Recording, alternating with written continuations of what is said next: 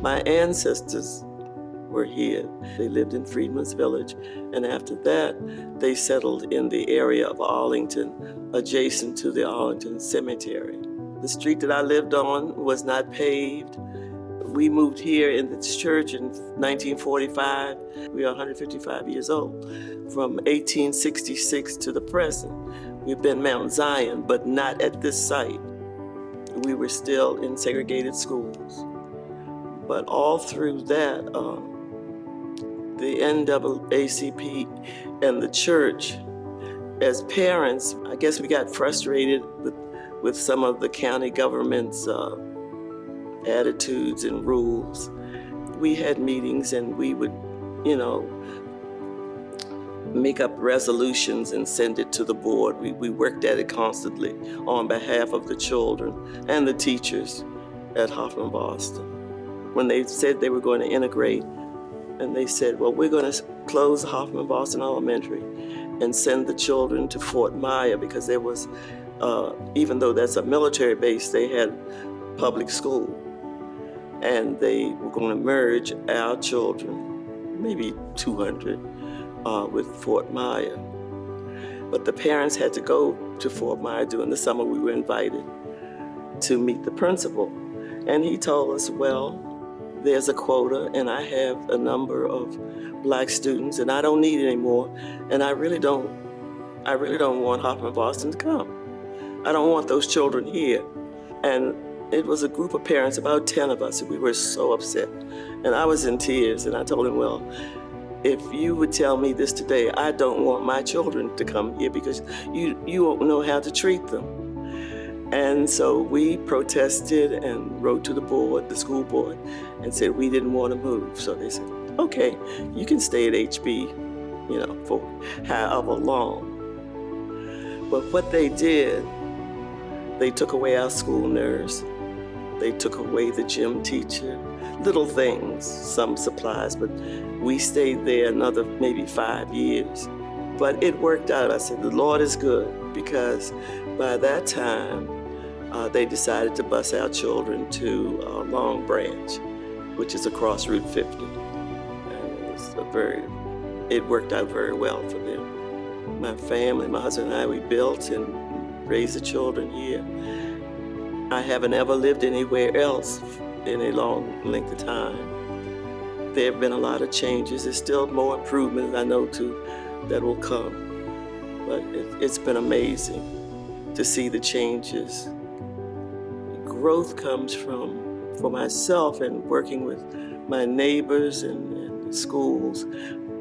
I think you have to speak up about things, and it does bring change. You have to give service. None of us, we don't do anything by ourselves. We've always had help.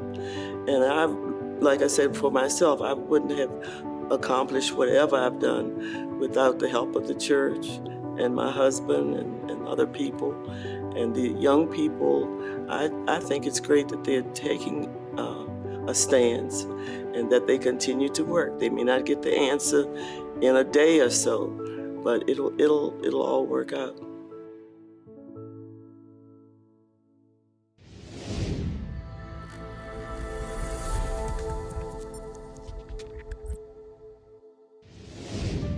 What drew me to volunteering at Virginia Hospital Center was I was always wanted to be a nurse.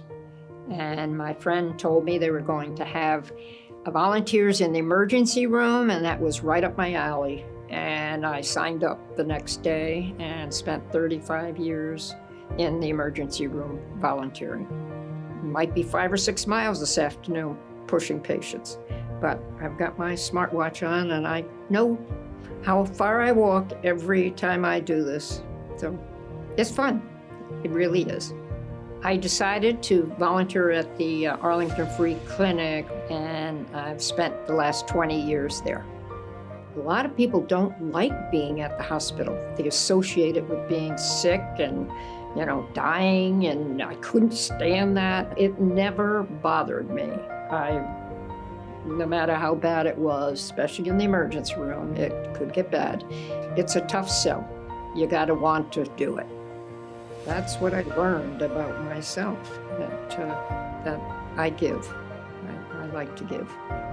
My family knows that I have to do this and that it's very important for me and my well-being. And in fact, my two youngest daughters hired a very lovely young lady to come stay with my husband so I can come and continue to do this. They knew how important this was to me. That's why I do it. I'm just wed to it, let's put it that way. Yeah. Here I'm been here 45 years and 26,000 hours I have given this hospital. I'm not retiring. I said, what better place to be than here?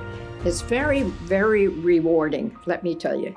Extremely rewarding. It keeps me coming back here all the time. And I work with wonderful people. Volunteers are special people, believe me.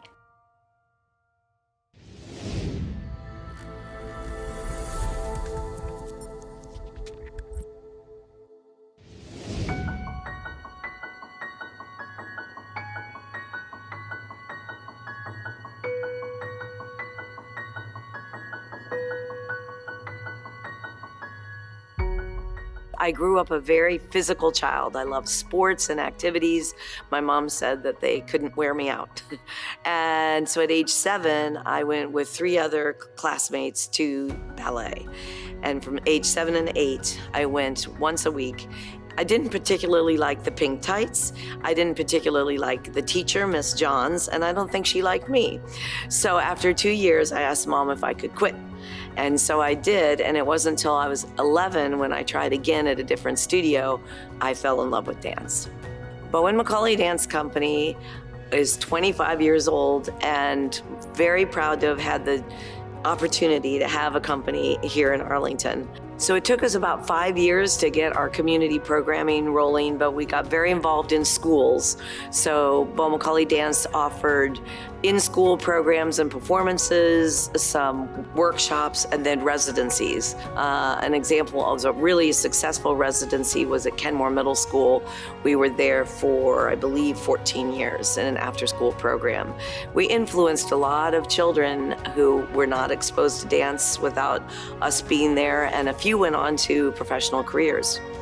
Then on the other spectrum, later, it was 14 years ago, Bowen McCauley Dance got involved with Dance for Parkinson's Disease, which is still going and I am passionate about.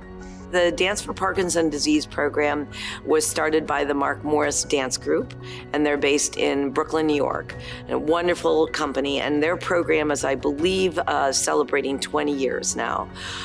This is not a therapy class, it's an actual dance class for people with Parkinson's disease and their caregivers. So during the pandemic, we kept the classes going on Zoom, and I'm happy to say that we have the programs up and running again.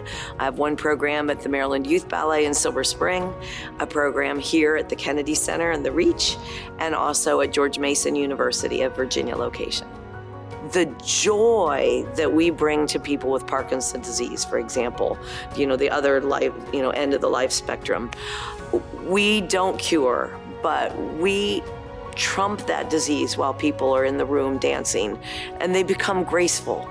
And and we level the playing fields because it's people with Parkinson's disease or their caregivers. So it's just this warm environment, and they're learning dance from a professional.